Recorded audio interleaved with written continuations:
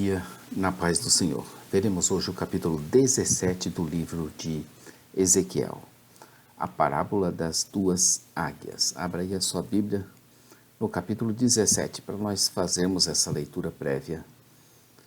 E se você preferir, entre em nosso blog site jamaisdesista.com.br, onde você vai encontrar a parte escrita dessa narrativa. Eu sou o pastor Daniel Deusdete da igreja Os Semeadores. Estamos vendo a primeira parte, que é o julgamento sobre Judá e sobre Jerusalém. Começou no capítulo 1 e vai até o capítulo 24. Dentro dessa parte, nós estamos vendo a segunda série de visões, a vocação, os atos simbólicos e os discursos relacionados. Estamos vendo agora a parábola das duas águias. Nos próximos 24 versículos, veremos a parábola das duas águias. Esse oráculo não é datado, mas provavelmente foi pronunciado entre as datas apresentadas em 8:1 e 21.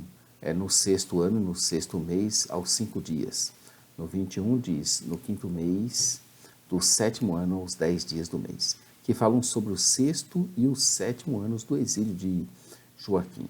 Nabucodonosor estabeleceu o cerco a Jerusalém em 588 e depois Zedequias do trono em 586 a.C. Ezequiel diz, ao iniciar esse capítulo, que ainda veio a ele, filho do homem, a palavra do Senhor que lhe dizia, para propor à casa de Israel um enigma. Na alegoria de Ezequiel, a águia representava o poderio da Babilônia sob o comando de Nabucodonosor. A ponta de um cedro, o reino de Judá e a dinastia de Davi, que por esta ocasião já havia durado por mais de 300 anos. A águia bonita, de grandes asas, de plumagem colorida, foi ao Líbano e arrancou a ponta mais alta dos seus ramos, uma referência ao exílio e ao cativeiro de Joaquim na Babilônia. Os exilados continuavam a considerar Joaquim como legítimo rei de Judá. Também ela tomou da semente da terra e a lançou num solo frutífero, junto a muitas águas, e a plantou como salgueiro. O resultado disso foi que se tornou em uma videira muito larga, mas de pouca altura, ou seja, era Jerusalém, sob a liderança de Zedequias, que havia sido empossado por Nabucodonosor após ter deportado Joaquim. 2 Reis 24, 15 a 17. Essa videira prosperou, embora numa escala mais humilde. A outra grande águia da alegoria de Ezequiel se tratava do Egito. Verso 7. O Egito sob o governo de Psamético.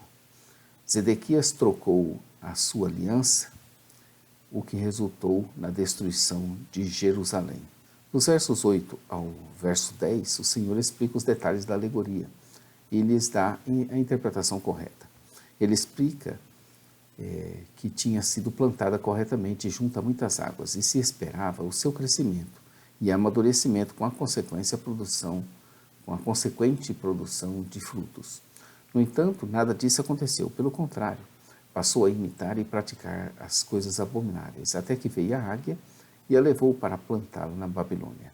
O que ficou dela para trás, para nada prestaria. Não poderia, dessa forma, subsistir. Também contra os babilônios se revoltou e buscou ajuda com os egípcios. Embora os historiadores do Antigo Testamento não mencionem o apelo por auxílio feito por Zedequias ao Egito, Jeremias o faz esse registro. Uma das cartas de Laquis, escrita sobre pedaços de cerâmica nos últimos dias do reino de Judá, também informa que um comandante do exército havia ido ao Egito, talvez para solicitar auxílio. Dos versos 16 ao verso 21, o Senhor fala e jura por ele mesmo que o rei que desprezou o juramento e quebrou o pacto no meio da Babilônia, ele iria morrer. Abre aspas. A rebelião de Zedequias contra o rei da Babilônia provocou o ataque dos babilônios. O resultado foi a destruição de Jerusalém, inclusive do templo, e a deportação de Zedequias e da maioria do povo de Judá. O ano era 586 a.C. E apesar de seu vassalo nomeado por Nabucodonosor, Zedequias se juntou ao Egito e às outras nações para a conspiração contra os babilônios. Conforme a Bíblia de Estudo de Genebra, a decisão infeliz do rei de Judá de se rebelar contra a Babilônia pode ter sido incentivada o incentivo de Faraó Ofra Apries, que subiu ao poder em 589 a.C. Foram quase 2 anos exatos do cerco dos babilônios contra Jerusalém. Aproximadamente uns 539 dias contados do dia 10 do mês 10 do ano 9 até o dia 9 do mês 4 do ano 11. A fome apertou e não havia pão para eles comerem. Foi nesse momento que a cidade foi arrombada e alguns deles fugiram, inclusive o rei.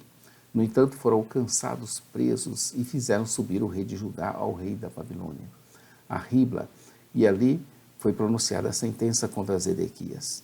Seus filhos foram mortos à espada às suas vistas, e Zedequias teve os seus olhos vazados e seus pés presos em cadeias, e assim levados cativos para a Babilônia.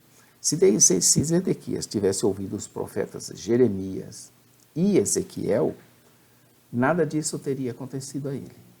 Jeremias tinha tentado convencer o rei a se render, pois o julgamento do Senhor era inevitável.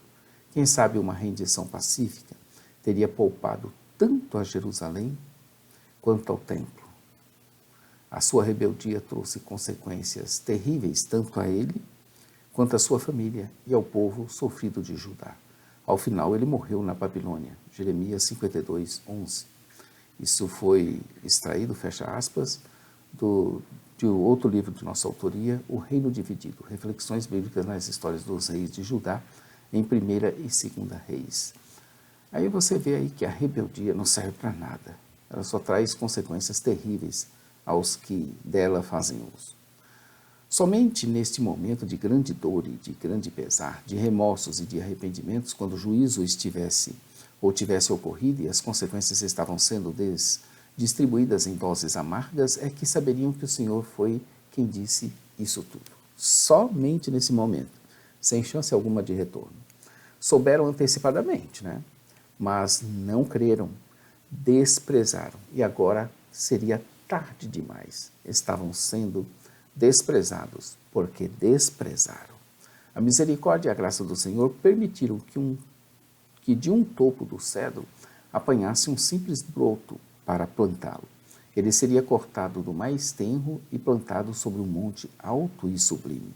A Bíblia com frequência usa um renovo, um galho ou uma árvore como símbolos da realeza.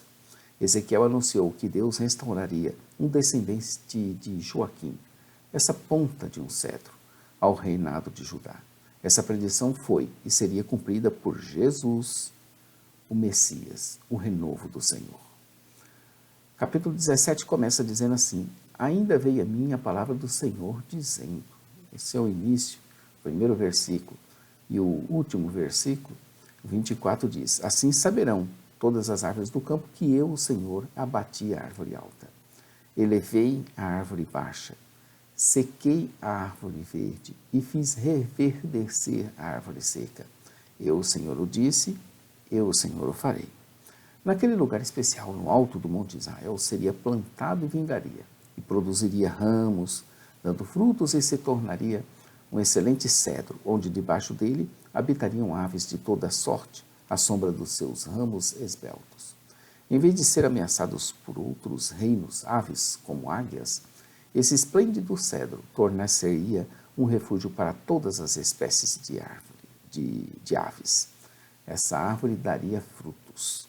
No verso 24, o fecho desse capítulo, de forma profética, exortativa e instrutiva, nós lemos ele, o 24, agora saberão todas as árvores do campo que foi o Senhor e sempre será a sua glória para ele. Então foi o Senhor que abateu a árvore alta, que elevou a árvore baixa, que secou a árvore verde e que fez reverdecer a árvore seca.